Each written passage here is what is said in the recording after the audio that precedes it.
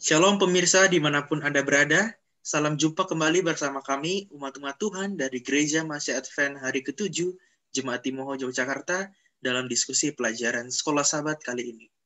Dan sudah hadir bersama-sama dengan kita panelis seperti biasa, ada Bang Bill Samuel. Halo Bang Bill, bagaimana kabarnya? Halo Semi, puji Tuhan sehat. Puji Tuhan. Ada Bang Ferry, bagaimana kabarnya Bang Ferry? Halo semuanya, baik Sam, thank you. Puji Tuhan. Dan yang terakhir ada Sherin, bagaimana kabarnya Sherin?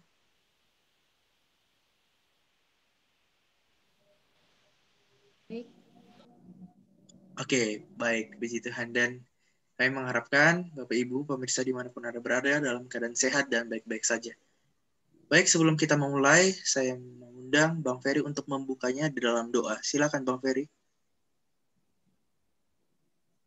Baik, mari kita berdoa. Kami bersyukur kepadamu ya Tuhan atas kesempatan pada hari ini kami mempelajari firman-Mu dari buku Yesaya pasal 9. Dan kami mohon kiranya diberikan pencerahan untuk mengerti apa kehendak-Mu melalui pelajaran firman ini. Supaya kami juga bisa bercermin seperti apa kehidupan kami dalam satu minggu ini. Kiranya Engkau mengurapi hati dan pikiran kami Tuhan, ketika kami membaca firman ini dan mempelajari firman ini dan mendiskusikannya. Terima kasih Bapa, di dalam nama Yesus kami berdoa. Amin. Amin. Baik, saya akan share screen terlebih dahulu.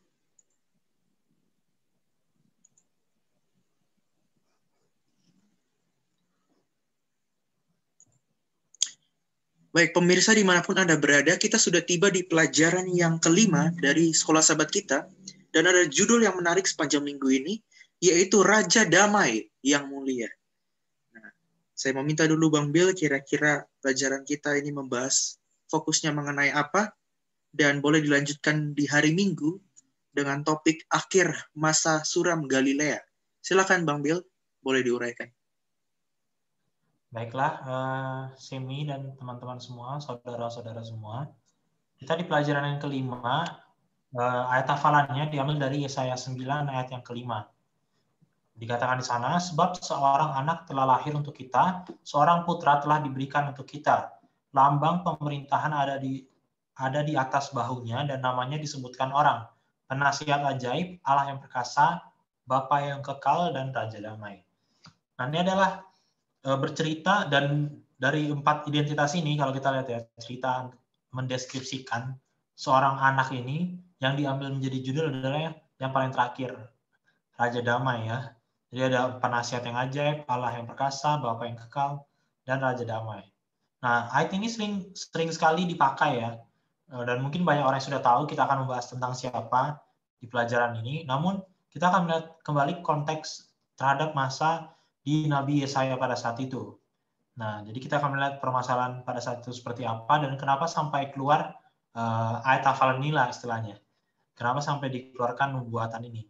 Nah, di pelajaran kita yang kelima, tadi Semi sempat bilang ya, dari Yesaya 9, Raja Damai yang Mulia.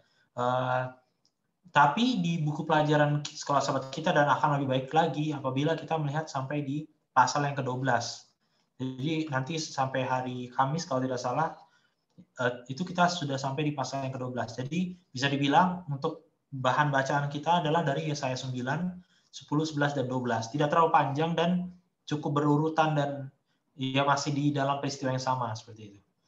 Nah, tema kunci pelajarannya di pelajaran kita yang kelima adalah tentang nubuatan Nabi Yesaya dan Kristus dijanjikan, nubuatan tentang Kristus dan pengharapan. Nah, walaupun nanti mungkin ada satu bagian di satu hari di mana menjelaskan tentang murka Allah ya. Tapi kita akan secara umum kita akan mempelajari 3 poin ini. Nah, kalau kita masuk ke hari Minggu, saudara-saudara sekalian, sebelum membuat agar kita lebih mudah mengerti tentang pelajaran ini, mungkin saya akan mengulang kembali kontekstual dan kenapa sampai ada pelajaran di hari Minggu yang judulnya Akhir Masa Suram Galilea. Nah, jadi seperti yang kita tahu, pada saat bangsa Israel pertama kali sampai di Tanah Kanaan, setelah ya kita tahu peristiwanya, itu mereka masih menjadi satu negara. Sampai dari zaman hakim-hakim dan ketika mereka minta raja, padahal Tuhan tidak mau, Saul, Daud, dan sampai Salomo itu masih satu kerajaan. Tapi ketika sudah masuk anak Salomo, nah itu karena adanya penyimpangan dan terciptalah perang saudara ya, atau ya civil war di sana. Dan akhirnya terbagilah menjadi dua, utara dan selatan. Nah, uniknya di pelajaran sebelumnya ya mungkin diingatkan kembali karena namanya sering tertukar-tukar ya. Jadi kalau utara itu orang biasa sebut Israel, Samaria, atau Efraim. Itu 10 suku. Dari 12 itu 10 di utara. Kenapa orang sebut Efraim? Karena suku yang paling besar mendominasi di sana Efraim. Makanya kemarin koalisi Sido Efraim gitu. Artinya Efraim itu negara di utara. Sedangkan di selatan itu adalah Yerusalem, Yehuda, Yudea ya. Yudea itu daerahnya Yehuda. Sukunya ada Yehuda, Benjamin dan itu. Nah, dan cerita Nabi Yesaya, Raja Ahaz itu kemarin adalah dia meminta pertolongan Raja Asyur ya, atau Tiglat-Pileser itu. Ketika koalisi Sido Efraim atau negara di utara bekerja sama dengan Syria untuk menyerang Yerusalem, Yehuda di sana. Nah, tapi ternyata kita tahu sendiri bahwa ketika Raja Asyur membolehkan atau mengizinkan koalisi itu untuk menyerang orang yang bertentangan, padahal Tuhan bilang tidak usah, tapi lama-kelamaan Tiglat-Pileser atau kerajaan Asyur juga melihat, wah ini kayaknya Yerusalem ini kaya juga ya. Nah, mereka mulai akan menyerang. Di pelajaran sebelumnya kita lihat ya akibatnya dari tidak percayanya Ahaz kepada Tuhan. Nah, kenapa tadi saya bilang kenapa ada sampai di pelajaran hari Minggu ini, cerita ini bisa dikatakan sejarah ini akan terulang kembali, saudara-saudara sekalian, di akhir zaman. Kenapa bisa dibilang seperti itu?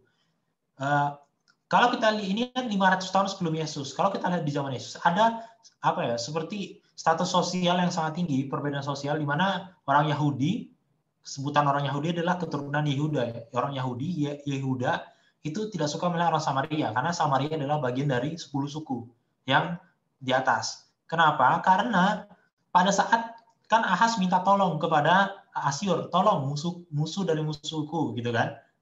Setelah itu dia menyeranglah negara utara atau Israel. Nah, pada saat dia menyerang, berbeda dengan Yehuda atau bangsa Yudea pada saat di tahun di Babylon, mereka kembali lagi. Dan ada bait suci lagi.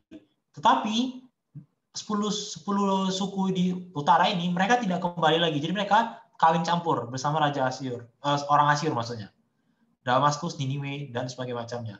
Nah, karena sudah kawin campur, tidak ada lagi istilahnya identitas mereka. Itulah kenapa di pelajaran pertama kita ingat adalah kehilangan kepemimpinan, kehilangan identitas. Itu. Tidak ada lagi identitasnya. Itulah kenapa orang Yahudi di zaman Yesus sangat anti sekali dengan orang Samaria. Karena mereka menganggap orang-orang ini sudah tidak punya identitas keyahudian mereka atau keisraelan mereka. Karena mereka sudah kawin campur. Nah, melihat konteks ini, saudara-saudara semua, teman-teman semua, mereka pada saat kawin campur itu, orang-orang Yehuda mulai mempengaruhi, kan pada saat 10 suku ini dibawa ke Asyur, pada akhirnya nanti Yehuda ini itu lama-lama pindah ke tempat di mana 10 suku itu ada. Nah, jadi tempatnya itu mulai tersebar. Dan itulah Galilea dan sekitarnya itu. Nah, pada saat mereka mulai tersebar ke sana, mereka mulai menirukan cara-cara pembaktian yang diambil oleh si suku utara. Tapi mereka masih menganggap bahwa mereka lah yang punya identitas. Nah, itulah kenapa saya bilang tadi, ini akan terjadi di akhir zaman. Kenapa ini terjadi di akhir zaman?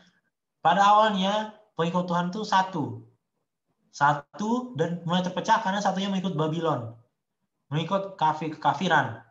Nah, orang yang mencoba untuk setia, umat yang sisa, melihat saudaranya dalam tanda kutip ikut kekafiran, dia mulai meniru-niru kekafiran, tapi dengan masih menganggap bahwa dirinya adalah Israel yang sejati.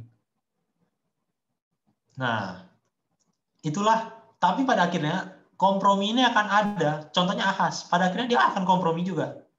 Nah, di hari Minggu, akhir masa suram Galilea adalah sebuah nubuatan Yesaya di mana dia menubuatkan bukan cuma Yesus, tapi Galilea atau 10 suku lah yang akan mendapatkan pelepasan pertama.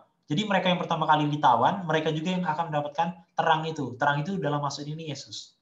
Nah, kalau kita lihat di Yesaya 8 ayat 22, kenapa ada masa suram? Tidak ada di Yesaya 9, tapi di pasal sebelumnya dikatakan, dan akan melihat ke bumi, dan sesungguhnya hanya kesesakan dan kegelapan, kesuraman yang mengimpit, dan mereka akan dibuang ke dalam kabut. Kesuraman, karena mereka ditawan. Kehilangan identitas. Nah, kalau kita lihat di pasal yang relevan dengan semasa dengan itu, di 2 Raja-Raja ayat 15-29 dikatakan, dalam zaman Pekah, Raja Israel datanglah Tiglat-Pileser, Raja Asyur, direbutnya lah Ion, Abel Batmaka, Yanoa, Kades, dan Hazor, Gilead, dan Galilea. Ini yang tadi dia menyerang Raja Israel atas suruhan Raja Ahaz. Nah, seluruh tanah Naftali, Galilea, Naftali, diangkutnya lah penduduknya ke Asyur, yang tadi saya bilang, ke pembuangan. Dan mereka sudah kawin campur, mereka tidak kembali lagi. Nah, tetapi di Yesaya 91 dikatakan, nubuatannya di pelajaran kita, tetapi tidak selamanya akan ada kesuraman untuk negeri yang terimpit itu. Kalau dahulu Tuhan merendahkan tanah Zebulun dan tanah Naftali, maka di kemudian hari ia akan memulihkan jalan ke laut, daerah seberang sungai Yordan, wilayah bangsa-bangsa lain. Nah, ini adalah nubuatan di mana pelayanan Yesus nanti pertama kali setelah dicobai di padang gurun, untuk ofisialnya lah, pertama kali debutnya itu ada di tanah Galilea. Jadi mereka yang ditawan dahulu akan melihat terang yang ajaib, Raja Damai yang pertama kali. Kalau kita lihat di Matius 4 ayat 23 dikatakan, Yesus pun berkeliling di seluruh Galilea, ia mengajar dalam rumah-rumah ibadat. Jadi Galilea.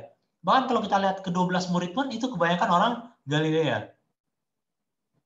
Jadi Galilea, tanah 10 suku itu, di tanah mereka itulah yang tempat di mana mereka yang pertama kali akan melihat terang atau akhir masa suram dari Galilea itu sendiri. Nah, nanti kita akan lihat ke depan seperti apa nubuatan untuk Yesus itu. Ini masih nubuatan untuk si Galilea, bahwa ada terang, Yesus akan datang. Seperti itu. Semi.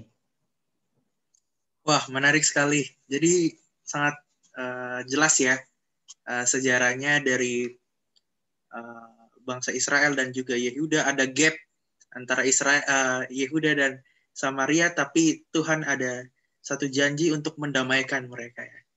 Oke. Untuk itu Bang Bill, kira-kira adakah pelajaran yang penting untuk khususnya orang Kristen yang hidup di masa kini dari pelajaran Yehuda, Samaria, dan juga nubuatan Yesaya? Silakan. Oke, jadi seperti yang saya bilang tadi ya, mungkin saya tarik bukan cuma ke akhir masa suram Galilea aja, tapi di mana di pelajaran ini identitas itu sangat penting. Ketika mereka sudah mulai kehilangan iman mereka pada Tuhan, kita lihat yang ada penawanan, perang, kekacauan, dan sebagainya macamnya.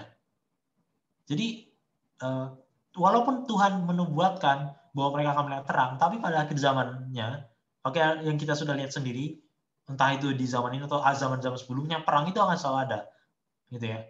Dan itu semua karena di awal, bahkan di awal sejarah adanya sivilisasi dunia ini, penduduk dunia ini, mereka sudah mulai menyimpang gitu kan. Mereka sudah menyimpang sebagai bangsa ya ini. Maksudnya sivilisasi bukan cuma sebagai Adam dan Hawa yang sudah berdosa, tapi sebagai bangsa mereka menyimpang gitu. Menyimpang pada saat mereka mulai mengikuti ibadah kekafiran. Nah, kalau saya boleh lihat, walaupun di masa sulit seperti itu pun, Tuhan tetap memberikan satu janji. Jadi walaupun di saat ini mungkin terlihat orang yang mengikuti Tuhan itu sangat sedikit dibandingkan orang yang tidak mengikuti Tuhan atau sangat sulit untuk mengikuti Tuhan, tapi Tuhan tetap akan bilang ada akhirnya. Akhir masa suram dunia ini, bukan cuma Galilea, dunia ini. Yaitu kalau di sini ketika Yesus datang, nanti ketika Yesus datang kedua kalinya. Nah, masalahnya apakah kita ada di tempat itu, kita layak untuk bersama-sama dengan dia atau tidak? Mungkin seperti itu sih. Amin, puji Tuhan. Oke, saya mau beralih ke Bang Ferry di hari Senin. Seorang anak bagi kita. Nah, ini penjelasan lebih detail ya tentang ciri-ciri khas daripada seorang anak dan kira-kira seperti apa. Kemudian di hari Selasa, tongkat murka Allah. Ternyata Allah ada murkanya juga. Nah, ini bisa diuraikan, Bang Ferry. Silakan. Baik, Sam. Terima kasih, Sam. Hari Senin ini itu ada beberapa poin yang sangat menarik ya. Bahwa dari Yesaya 9 ayat 6 dan 7 ini ada pemberitahuan gitu mengenai kelahiran yang ketiga ya dalam kitab Yesaya. Minggu lalu kita belajar mengenai ada nubuatan mengenai Immanuel kan, lalu anaknya Yesaya juga Maher-shalal Hasbas ya. Nah, yang sekarang ini tuh di Yesaya 9 itu berbicara mengenai seorang anak ya telah lahir bagi kita. Tadi sudah diberikan oleh Bilsam konteksnya ya, ayat ini sejarah sosial politiknya seperti apa ya. Nah, yang menarik adalah kitab Yesaya ini mengidentifikasi orang yang anak yang lahir bagi kita semuanya ya. Di situ disebutkan ya bahwa anak ini seorang penasehat ajaib ya. Lalu Allah perkasa, ya, lalu Bapa yang kekal, lalu yang kemudian Raja damai. Nah, di sini saya coba sih coba memaknai apa sih maksudnya Raja damai ini, anak yang lahir bagi kita ini ya. Raja damai ini yang dimaksud adalah Tuhan juga adalah Allah yang perkasa, ya, sang pahlawan perang yang akan menghalau kerajaan-kerajaan penentang Israel, ya, seperti Asyur. Nah, ini bahwa Allah itu ya dalam konteks seperti itu tadi disebutkan oleh Bilsam bahwa apa? Allah itu bisa membuat kedamaian gitu loh. Dia sebagai pahlawan perang, kira-kira begitu. Lalu, nah ini juga dalam eskatologinya ya atau nubuatannya ya bahwa Raja Damai ini merujuk kepada Kristus. Ya, di mana misi Kristus adalah mendamaikan bumi dan surga karena dosa. Ya, jadi ini yang bisa saya coba angkat ya. Lalu yang kedua adalah mengenai bahwa anak yang lahir ini adalah seorang penasehat ajaib ya. Nah, ini kalau dimaknai ya Tuhan juga lah sang penasihat ajaib yang melebihi para penasihat raja dan orang-orang bijaksana. Ya. Karena konteks saat itu kan tadi biasa menyebutkan bahwa Raja Ahas itu minta nasihat gitu loh kepada Raja Asyur. Ya. Nah di sini penasihat ajaib ini bilang apa? Tuhan itu ya bisa memberikan kebijaksanaan dan dia sumber hikmat. Ya. Lalu keputusannya juga dipenuhi dengan kebijaksanaan. Ya, jadi ini sebenarnya ini firman yang mengharapkan supaya itu raja ya dan juga saat itu orang-orang di situ tuh ya mintalah kepada Tuhan sebagai penasehat ajaib. Ya. Nah, lalu yang berikutnya adalah Allah perkasa. Ya. Nah ini berbicara mengenai bahwa Tuhan juga adalah Allah yang perkasa. Sang pahlawan perang yang akan menghalau kerajaan-kerajaan penentang Israel seperti Asyur. Ya, ini poin yang saya bisa angkat. Ya, ada poin-poin kita bisa pelajari. Oke, mungkin hari Selasa kita masuk biar cepat. Oke. Oke. Ya, hari Selasa ini temanya mengenai tongkat murka Allah. Itu dari Yesaya 9 ya, ayat 8 sampai 10 dan 34. Ini poin-poin yang menarik adalah bahwa di sini ada pemberitahuan murka Allah dengan musibah yang akan menimpa Israel. Ini alasannya kenapa? Ya, kenapa mereka dapat musibah? Ya, karena ada congkak, ya, ada tinggi hati, ya, lalu tidak sayang kepada anak-anak yatim, ya, dan juga janda-janda, dan juga menghalangi orang lemah mendapatkan keadilan. Ya. dan juga sebenarnya karena mereka juga meninggalkan Tuhan. Ya.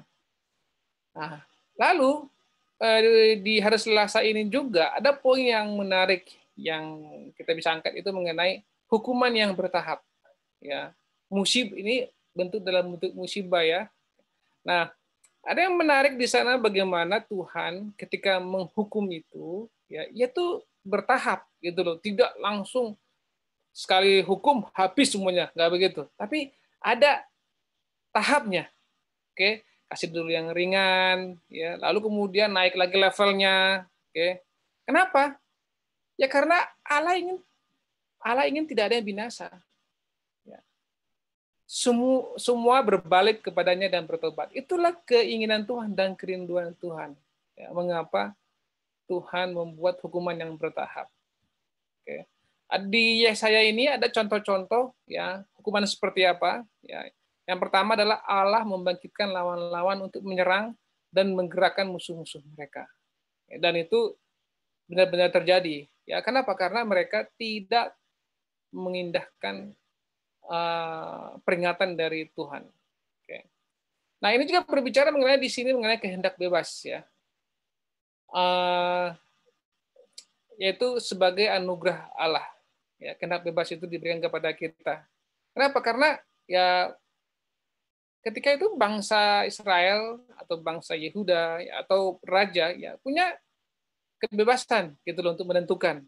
Walaupun Tuhan sudah memberikan arahan ya, tetapi Tuhan tetap memberikan kebebasan untuk memilih. Oke, kenapa? Karena Tuhan sadar bahwa di dalam pemaksaan itu tidak ada kasih. Bagaimana manusia bisa mengasihi Allah kalau dipaksa, kan kira-kira begitu. Jadi ini poin yang menarik, ya. Dan ya memang ada konsekuensinya, ya kalau ada kehendak bebas, ya. Artinya apa? Ada kemungkinannya bahwa manusia itu akan memberontak, tidak akan mendengarkan Tuhan. Ya. Nah, yang menarik adalah ketika manusia dengan kehendak bebasnya itu memilih untuk memberontak, nah di sini ada aksi Tuhan, ya. Ada upaya-upaya Tuhan untuk membujuk manusia supaya kembali.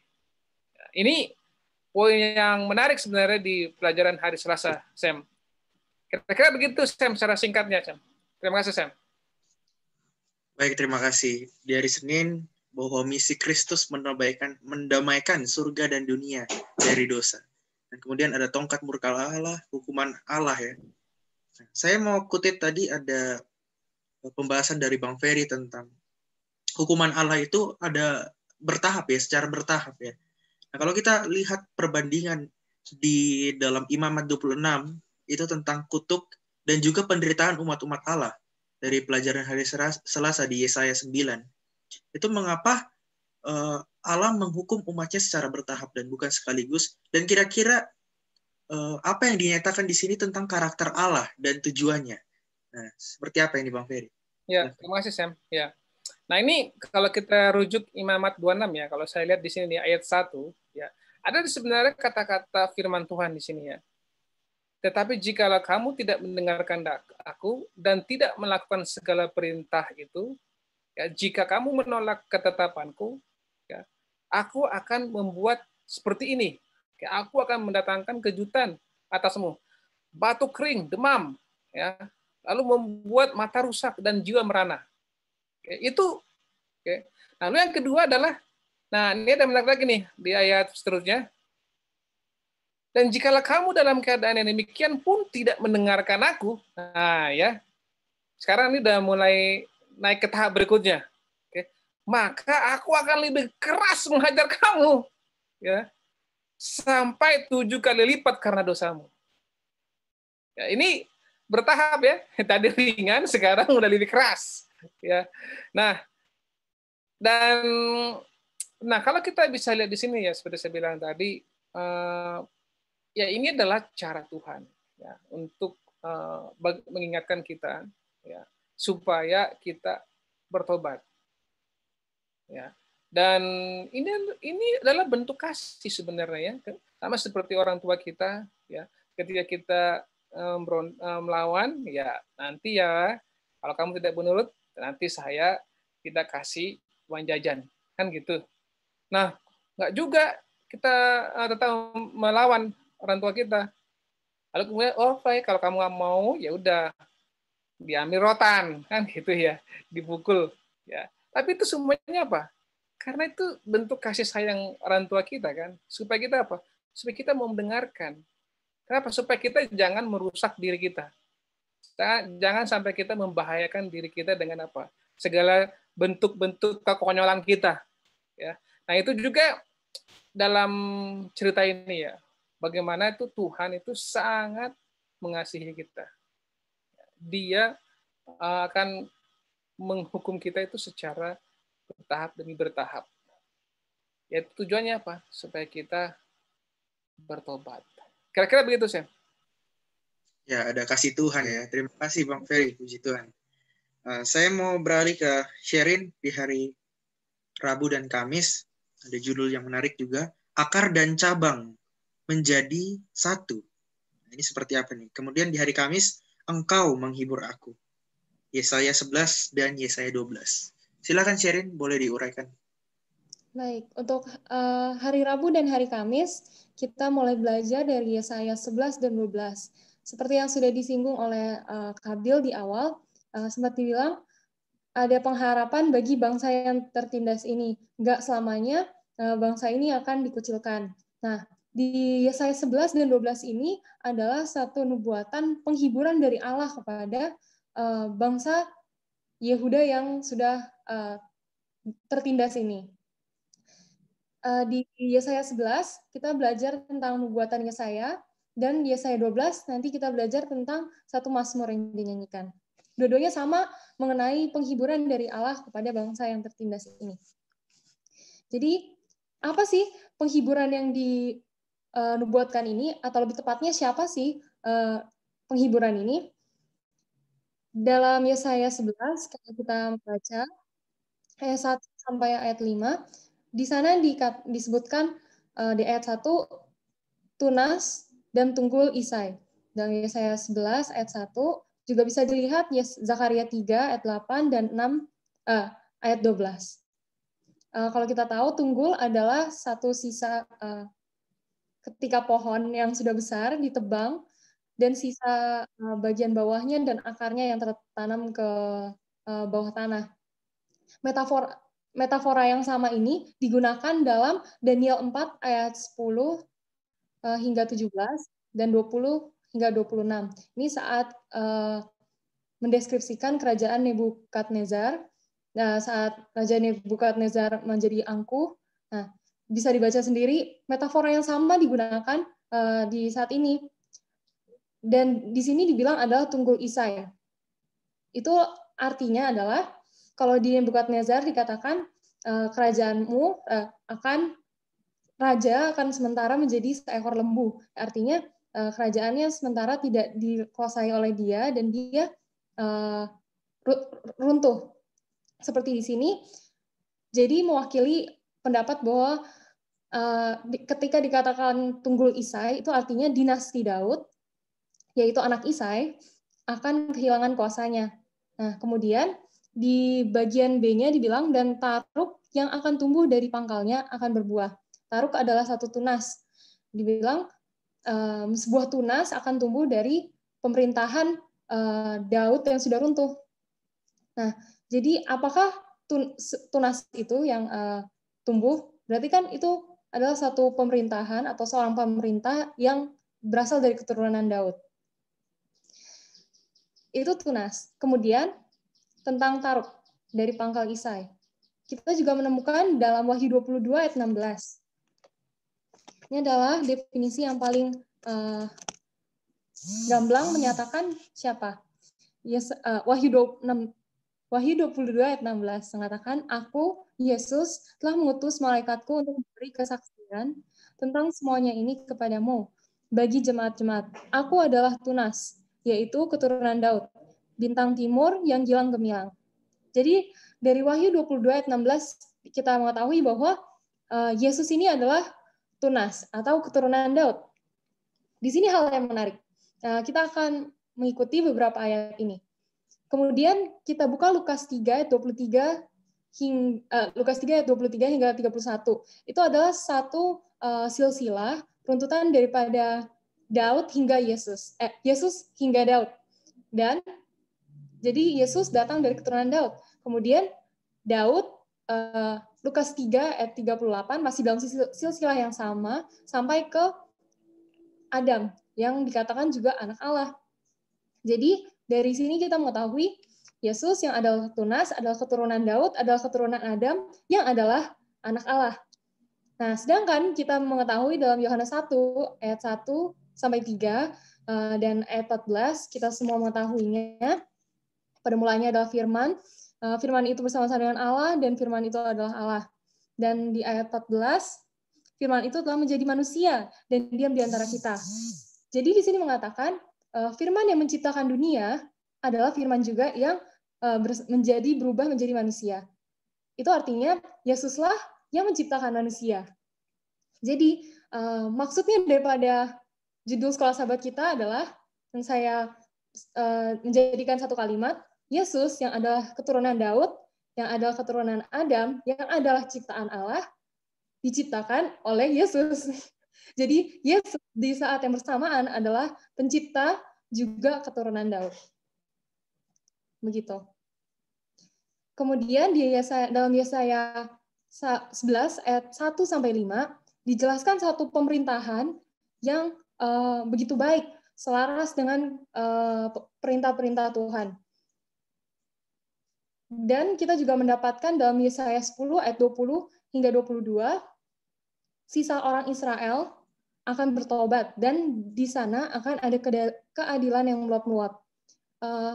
Bahasa yang sama juga kita bisa temukan dalam Yesaya 11 ayat 11 hingga 15 itu membicarakan tentang sisa-sisa daripada Israel, yaitu kita ketahui Yehuda sedang ditawan dan di situ ini adalah satu nubuatan bagaimana sisa-sisanya akan Tuhan kembalikan lagi. Makanya ini adalah satu nubuatan penghiburan bagi mereka. Namun yang menariknya di ayat yang kelima, di ayat 1 sampai 5 itu diceritakan satu pemerintahan yang sangat baik hingga sampai-sampai di ayat 6 sampai ayat ke-10 semua keadilan yang begitu hebatnya sehingga kedamaian dikembalikan pada esensi ciptaan itu sendiri. Kita lihat di ayat 6 seperti serigala akan tinggal bersama domba dan macan tutul akan berbaring di samping kambing, anak lembu dan anak singa akan makan rumput bersama-sama. Ini mengingatkan kita seperti keadaan di surga. Jadi sebenarnya ini adalah menceritakan tentang kerajaan Tuhan, kerajaan Yesus yang direstorasi kembali di surga. Jadi dari sini kita Yesaya 11 ini sudah kita mendapatkan satu nubuatan tentang Yesus, bagaimana Yesus pertama kali datang, dinubuatkan tentang Taruk dari pangkal Isai, dan kemudian hingga akhirnya Yesus datang lagi sebagai membawa kerajaan yang merestorasi, begitu. Jadi dalam Yesaya 11 ini, baik kedatangan Yesus yang pertama dan yang kedua dihadirkan dalam satu gambaran. Keduanya diikat menjadi satu sebab keduanya adalah dua bagian yang utuh, seperti dua sisi bidang datar. Itu untuk hari Rabu. Baik, di hari Kamis kita belajar dalam Yesaya 12 ayat 1 sampai 6. Satu pasal ini adalah satu mazmur yang berupa nyanyian puji syukur kepada Allah atas penghiburan yang Tuhan kasih untuk mereka saat itu. Dan dalam Yesaya 11 ayat 16 itu satu ayat sebelum Yesaya 12 itu menyatakan bahwa nyanyian Musa membandingkan nyanyian syukur ini dengan nyanyian Musa dan bangsa Israel yang keluar dari tangan Firaun saat mereka di Laut Teberau.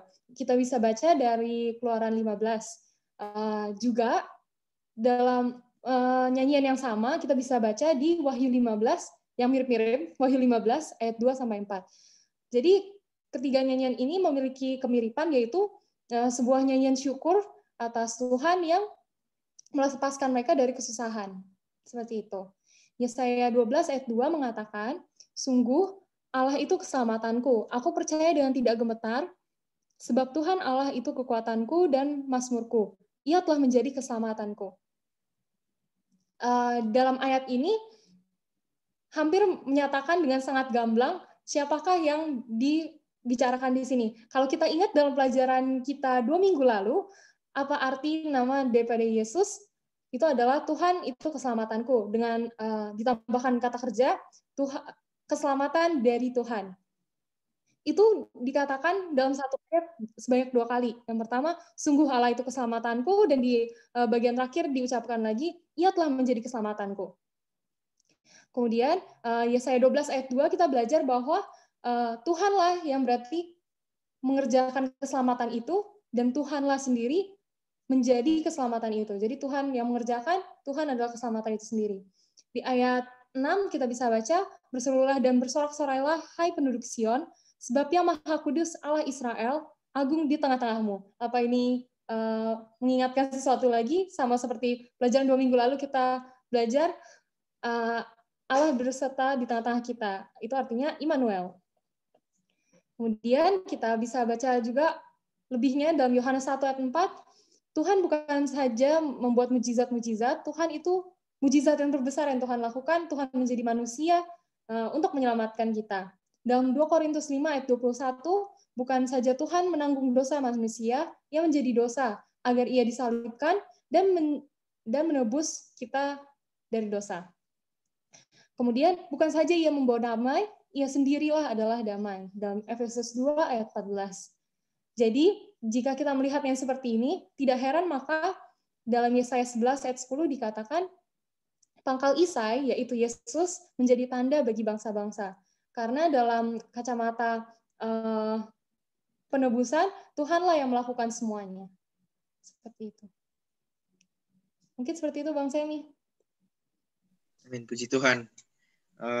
Di hari Rabu, Kristus datang ke dunia ini melalui keturunan Daud. Dan kemudian di hari Kamis, Tuhan adalah keselamatannya. Dia menghibur kita. Sherin, ada 2 pertanyaan, boleh diringkas sekaligus. Nah, ini yang pertama tentang kedatangan Yesus ya. Apa hubungan atau kaitannya kedatangan Yesus yang pertama dan kedua? Jaminan apa yang diberikan di sini? Dan maksudnya seperti apa yang menghasilkan kedatangan yang kedua? Kemudian yang kedua, kita tahu bahwa dalam Roma 3 ayat 24 hanya melalui kasih karunia dan rahmat Allah kita dapat memperoleh bagian dari penebusan. Dan itu bukan hasil usaha kita ya. Hanya melalui iman kepada Yesus. Nah, bagaimana kebenaran ini memberikan pengharapan dan jaminan keselamatan kepada kita, khususnya saat kita terbeban oleh perasaan tidak layak. Nah, ini seperti apa, Sherin? Silakan. Baik, untuk pertanyaan pertama, ditanyakan apakah yang Kristus telah selesaikan pada kedatangannya yang pertama. Kita sudah mengetahui kedatangan Yesus yang pertama kali, pertama untuk memberikan contoh cara hidup sebagai manusia, yang kedua adalah untuk mati di kayu salib. Dan apakah maksud kedatangannya yang pertama jika tidak menghasilkan kedatangannya yang kedua? Menurut saya, kedatangan yang pertama tidak berarti apapun jika ia tidak datang untuk kedua kalinya. Karena tujuan utama daripada Yesus adalah restorasi, di mana membawa kita ciptaannya ke keadaan semula dan membuktikan bahwa kasih-Nya dan keagungannya dan hukumnya yang sempurna, seperti itu. Kontrari dari pernyataan setan. Jadi kedatangan Tuhan yang pertama adalah membuktikan bahwa Tuhan serius dan ia pasti akan datang untuk yang kedua kalinya. Itu adalah jaminan kita bahwa Tuhan akan datang. Untuk pertanyaan yang kedua, bagaimana kebenaran ini memberikan pengharapan dan jaminan keselamatan kepada kita, khususnya kita yang terbeban oleh perasaan tidak layak. Menurutku ini salah satu alasan kenapa Sekolah Sabat memberikan judul Engkau Menghibur Aku. Karena bagi orang-orang yang merasa tidak layak, mungkin sesuatu yang begitu indah atau penghiburan itu tidak layak bagi dia karena dia merasa berdosa begitu. Namun di sini dikatakan bahwa Roma 3 ayat 24 mengatakan, singkatnya, kamu tidak melakukan apapun karena keselamatan itu hanya daripada Tuhan. Jadi tidak layak apapun kamu bisa mendapatkan keselamatan itu karena semuanya dikerjakan oleh Tuhan. Kamu hanya cukup menerima dan melakukannya. Begitu. Mungkin begitu, Bang. Baik, ada jaminan keselamatan yang Tuhan berikan ya. Puji Tuhan. Untuk itu saya meminta Bang Bill, kesimpulan apa yang bisa ditarik dari pelajaran kita sepanjang pekan ini? Silakan. Oke, jadi kesimpulan kita di satu pelajaran ini adalah yang pertama, buku sekolah sahabat kita di minggu ini mengajarkan kita bahwa Tuhan itu murka terhadap dosa, namun panjang sabar terhadap manusia. Itu kenapa dia selalu melakukannya itu murkanya bertahap tadi Kak Ferry bilangnya, dan dia selalu memberikan kesempatan. Dan juga Tuhan mengizinkan juru selamat di tengah kesusahan akibat pilihan kita sendiri. Dia mengizinkan kesusahan itu terjadi agar kita lebih dapat merasakan penggenapan janji tersebut. Nah, di sisi lain, Tuhan Yesus itu juga dinubuatkan secara konsisten sejak awal manusia jatuh dalam dosa hingga sampai bahkan di Nabi Yesaya sekalipun. Itu menunjukkan kasih Tuhan kepada manusia itu juga konsisten dari awal hingga akhir. Dan kalau ringkasan di buku pelajaran sekolah sahabat kita dikatakan, pada zaman Yesaya yang arti namanya keselamatan dari Tuhan, Allah berjanji pada umatnya yang sisa, keselamatan dari penindasan yang datang kepada mereka sebagai akibat dari kemurtatan mereka secara bangsa. Nubuatan pengharapan ini menemukan pengenapannya secara khusus dalam Yesus, yang namanya memiliki arti Tuhan adalah keselamatan. Jadi pelajaran kita minggu ini cukup menarik dan saya kira ini sangat bagus ya kepada saya, kepada kita semua, bahwa walaupun dosa kita banyak, tapi karena pilihan kita sendiri, tapi Tuhan tetap memberikan pengharapan di tengah-tengah kesusahan. Mungkin seperti itu, Semi. Puji Tuhan, terima kasih untuk diskusinya. Untuk itu kita akan aplikasi ya, seperti biasa yang terakhir dimulai dari saya, bahwa saya akan belajar untuk bersyukur atas keselamatan yang Tuhan telah berikan kepada saya. Silakan Bang Bill. Kalau saya belajar untuk melihat pesan Tuhan di dalam kesusahan. Oke, Bang Ferry. Saya akan lebih berhati-hati ya, karena Allah itu kan seperti tadi menghukum itu secara bertahap gitu. Jadi saya perlu lebih banyak mendengarkan Tuhan ya, untuk hidup saya lebih bahagia lah gitu, karena Tuhan ingin saya hidup senang, bahagia dengan berkat-berkat yang sudah disediakannya. Oke, Sherin, silakan. Kalau saya akan lebih menghargai juga merenungkan pengorbanan Tuhan untuk keselamatan saya. Baiklah, terima kasih dan kiranya pelajaran ini juga menjadi berkat buat pemirsa sehingga jaminan keselamatan itu selalu diberikan kepada kita dan menanti Tuhan hingga kedatangannya yang kedua kalinya. Oke, untuk itu sebagai penutupan saya minta Sherin untuk menutupnya dalam doa. Silakan Sherin. Oke, mari kita bersatu dalam doa. Tuhan, Allah Bapa bertata dalam kerajaan surga, terpuji Engkau Tuhan di tempat yang maha tinggi. Terima kasih atas pelajaran-Mu yang begitu indah, curahan Roh Kudus-Mu Tuhan dalam hati kami masing-masing, agar kami boleh lebih menginginmu dan hadiah-Mu yang terbesar yaitu keselamatan bagi kita masing-masing. Ya Bapa, beserta kami sepanjang sisa minggu ini, agar kami boleh memuji-Mu saja. Terima kasih ya Bapa, dan kami berdoa. Amin. Amin, terima kasih. Demikianlah diskusi kita pada pelajaran kali ini dan kami mengharapkan teman-teman semua boleh di-like, di-share, dan di-subscribe tentunya sehingga lebih banyak berkat Tuhan yang akan kita dapatkan di pelajaran-pelajaran berikutnya. Terima kasih dan kiranya Tuhan memberkati kita semua.